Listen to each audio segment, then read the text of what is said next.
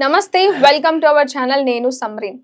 కవి, రచయిత, పరిశోధకుడు, సంపాదకుడు, వక్త, నటుడు, వ్యాఖ్యాత.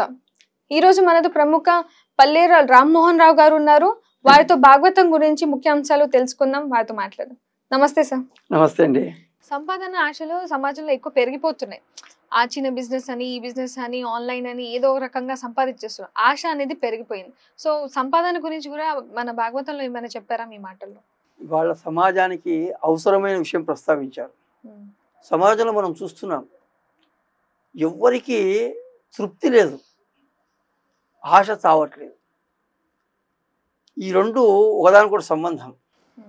ఆశ పెరిగిపోయి ఏమైపోతుందంటే, మనిషి జీవించాలంటే కొంతవరకు చాలు, పొట్టకు బట్టకు లోటు లేనంత ఉంటే సరిపోతుంది వాస్తవంగా. కానీ ఎవ్వరికి ఎక్కడికి అంతులేనటువంటి ఆశ. ఒక బిల్డింగ్ సంపాదించిన వాడికి 4 బిల్డింగ్స్ కట్టాలని, ఒక 10 ఎకరాలు ఉంటే 100 ఎకరాలు చేసుకోవాలని, ₹1,00,000 సంపాదించిన ₹1,00,00,000 సంపాదించాలి, సైకిల్ మీద తిరిగేవాడిని కారులో తిరగాలి అంటే, లేకుంటే ఇంకేమైనా గార్డెన్స్ డెవలప్ చేసుకోవాలి, ఇంకేమైనా వెంచర్స్ చేయాలి. ఇట్లా మనం చూస్తున్నాం రకరకాలుగా. అంటే ఈ ఆశ అనేది రకరకాలైనటువంటి దీంట్లో వ్యాపించింది. రెండవది ఏమిటంటే, ఆశతో పాటు మోహము అంటాం. మోహము అంటే ఏమిటంటే ఇష్టం, విపరీతమైన ఇష్టాన్ని మోహం అంటాం. ఇప్పుడు ఒకటి స్వీట్ ఉంటుంది అనుకోండి, మామూలుగా స్వీట్ తింటాం మనం, కానీ నాకు ఈ స్వీట్ అంటేనే ఇష్టం అంటాం, ఇంకా అదే ఉండాలి నాకు డిష్లో అంటాం. అంటే అది మోహం అన్నట్టు ఆ స్వీట్ పైన. అట్లా సంపదల పైన మోహాలు పెరిగిపోతున్నాయి. కనుక ఈ పెరిగిపోవడం వల్ల ఏమవుతుందంటే, సమాజంలో ఆ సంపదల కోసం దుర్మార్గాలు చేస్తున్నారు. మనం అంటున్న కబ్జాలు చేస్తున్నారు. ఇప్పుడు చెరువులు కబ్జాలు చేస్తున్నారు, భూములు కబ్జాలు చేస్తున్నారు, ప్లాట్లు కబ్జాలు చేస్తున్నారు, ఇతరుల ఆస్తులు కబ్జాలు చేస్తున్నారు. ఇట్లా ఎవరికల్లా సమాజం ఏమైపోతుంది, ఇంకా అల్లకల్లం అయిపోతుంది. మనిషి యొక్క మనుగడనే ప్రశ్నార్థమైపోతుంది. దానివల్ల ఏమవుతుంది, నీతి కోల్పోతున్నాడు మనిషి, నైతికంగా పతనమైపోతున్నాడు. కనుక ఈ మోహం అనేటువంటిది పోవాలి. భాగవతం ఎప్పుడు కూడా రకరకాలైన సందేశాలు ఇస్తుంది. ఒక మాట అంటారు పెద్దలు, భాగవతం వింటే మనం బాగవుతాం అని. మనం బాగుపడతాం నిజంగా భాగవతాన్ని వింటే. అంటే వింటే బాగుపడతామా? కాదు, తెలుసుకుంటే బాగుపడతామా? ఆచరిస్తే. ఏదైనా వింటే లాభం లేదు, ఆచరించినప్పుడు దానివల్ల ఫలితం ఉంటుంది. అట్లా భాగవతం కూడా మనం ఆచరించడానికి ఉపయోగమైన ఒక మాట చెప్పింది. అయ్యా, ఈ వీటిపైన వ్యామోహాలు పెట్టుకోకు, ఇవన్నీ వచ్చేవి కావు నీకు అని ఒక మాట అంది. విదురుడు ధర్మరాజును కలిసినప్పుడు ధర్మరాజు అడిగినాడు, అయ్యా నువ్వు ఎక్కడెక్కడ యాత్రలకు వెళ్ళావు కదా, ఏమేమి చూసినావు ఏమిటి అని ఏదో చెప్పాడు. ఆ విశేషాలను ఏవో చెప్పాడు. చెబుతూ మాటల సందర్భంలో ఒక మాట అన్నాడు ఆయన, మానవులకు వ్యామోహాలు విరిగితే చాలా ప్రమాదం అయ్యా అన్నాడు. ఏమిటి ఆ ప్రమాదం? దేని మీద వ్యామోహం ఉంటుంది? ప్రధానంగా బాలా జనశాలా ధనలీలావన ముఖ్య విభవలీన మనీషాలాలసులగు మానవులను కాలము వంచించు దురవగాహము సుమతి.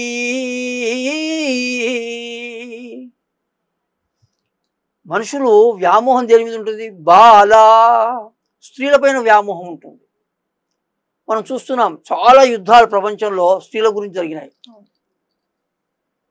తర్వాత స్త్రీల కొరకు జరిగినాయి, స్త్రీల సంబంధంగా జరిగినాయి, స్త్రీల పట్ల వ్యామోహంతో జరిగినాయి. కనుక రకరకాల ఇబ్బందులకు కారణం ఏంటంటే ఆ స్త్రీ వ్యామోహం అనేటువంటి. కనుక అదొకటి. రెండవది జనశాల, భవనాలు, బిల్డింగ్స్. బిల్డింగ్స్ కట్టాలి, అది కట్టాలి, ఇది కట్టాలి, 5 కట్టాలి, 10 కట్టాలి, దానికి అంతులేదు. ఇక దానిపైన ఒక వ్యామోహం. ఒక బిల్డింగ్లో ఒక బెడ్రూమ్, ఒక మామూలుగా ఒక డైనింగ్ హాల్ అట్లుంటే సరిపోదు, మళ్ళీ దీంట్లో ఒక 10 రూములు ఉండాలి, 15 రూములు ఉండాలి. వీడు ఉండేది ఒకటే రూమ్లో మళ్ళీ. కానీ ఆశ మనిషికి అదొక వ్యామోహం. ధనం పైన వ్యామోహం, ఇది మనకు తెలుసు. ధనమూలం ఇదం జగత్. కనుక ప్రపంచమంతా ధనాన్ని ఆధారం చేసుకొని నడుస్తున్నది. కానీ జీవితానికి ధనం అవసరమే, కానీ ధనమే జీవితం కాకూడదు ఎప్పుడైనా. ఇది చాలా నేర్చుకోవాలి వాళ్ళ సమాజం. ధనమే జీవితం అయితే ఇంకా మనిషి జీవితం నరకమైపోతుంది. కనుక ధనము పైన కూడా విపరీతమైన వ్యామోహం వస్తుంది. రెండవది లీలావన, అంటే ఉద్యానవనాలు లాంటివి, వాటిపైన కూడా వ్యామోహం వస్తుంది. వీటిపైన ఒక లాలసత్వం, అంటే విపరీతం కావాలి, నాకు కావాలి, నాకు కావాలి, నాకు కావాలి, ఇంకా కావాలి, ఇంకా కావాలి, ఇంకా కావాలి. ఇది ఉంటే ఏమవుతుందట, ఎవరికైతే ఈ వ్యామోహాలు ఉంటాయో వాళ్ళను కాలము వంచించు, కాలము వాళ్ళని మోసం చేసి పడేస్తుంది. అంటే ఏం చేస్తుంది, కాలము వాటిని వాళ్ళ నుంచి దూరం చేసేస్తుంది. గమనించండి, చాలా వరకు మనం చూస్తే బాగా డబ్బు పిచ్చిన వాళ్ళకు ఆ డబ్బు పిచ్చిలోనే వాడు పోతాడు. లేదు, ఒక కోటీశ్వరుడు తెల్లారి వరకల్లా భిక్షాధికారి అయిపోతాడు. బాగా డబ్బున్నవాడు తెల్లారి వరకల్లా బికారైపోతాడు. వాడు ఏమవుతుంది దీనివల్ల, భూములు ఉన్నవాడు ఒక క్షణంలో పోగొట్టుకుంటున్నాడు. అంటే కాలం ఎప్పుడు కూడా చూస్తూ ఊరుకోదు, మన వ్యామోహం పైన దెబ్బ కొడుతుంది కాలం. కనుక వీటి పట్ల మనం ఎప్పుడు జాగ్రత్తగా ఉండాలి. అంటే ఇవి అవసరం లేదా, మరి మనకు భార్య ఉండాలి, పిల్లలు ఉండాలి, వాళ్ళు ఉండాలి కదా, మరి ఇల్లు ఉండాలి కదా, వద్దంటవా, ఉండాలి, ఇల్లు భూములు ఉండాలి, భవనం ఉండాలి, డబ్బు ఉండాలి మనకు సుఖాల కొరకు. కానీ అదే జీవితం కాకూడదు. కనుక ఇవాళ మనం సమాజంలో చూస్తున్నటువంటి ఏమిదయ్యా అంటే, ఈ వ్యామోహాలు పెరగడం వల్ల సమాజంలో దుర్మార్గాలు పెరుగుతున్నాయి, మోసాలు పెరుగుతున్నాయి. మనం చూస్తున్నాం కదా, సైబర్ నేరాలు అవుతున్నాయి. దేని కొరకు, డబ్బు కొరకు. బ్యాంక్ అకౌంట్ నుంచి లక్షలు మాయమైపోతున్నాయి. దేనికి, డబ్బు ఆశతో.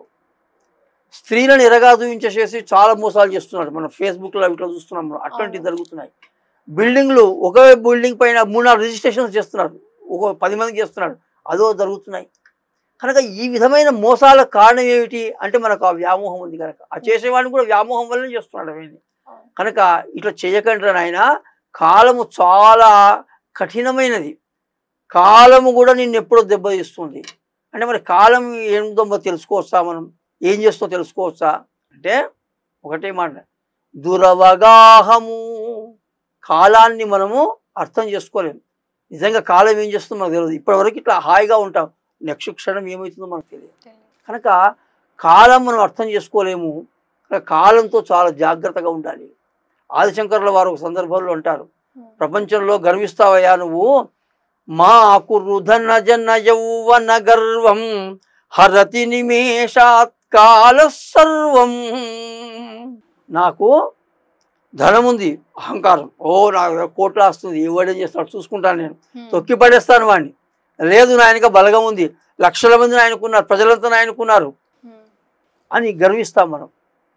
మూడవది యవ్వనం, చాలా యంగ్గా ఉన్నాను, వయస్సులో ఉన్నాను, నాకేమిటి, నేను ఎవరిని కేర్ చేయను అనుకోకు బాబు.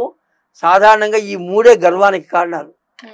కనుక ఈ మూడు నువ్వు అనుకుంటున్నావు కదా, కాలం అనుకుంటే ఒక్క నిమిషంలో తొక్కి పడేస్తుంది. చూస్తున్నాం మనం సమాజ చరిత్రలో, దేశ చరిత్రలో, ప్రపంచ చరిత్రలో చూస్తున్నాం.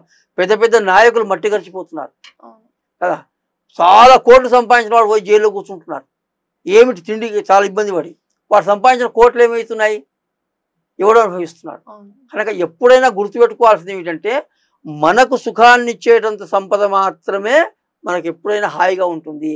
దానికి మించి మనం తీసుకుంటే అది తప్పకుండా మనం మోసపోతాం, దెబ్బతింటాం, దానివల్ల సమాజానికి కూడా నష్టం చేస్తాం. ఎందుకంటే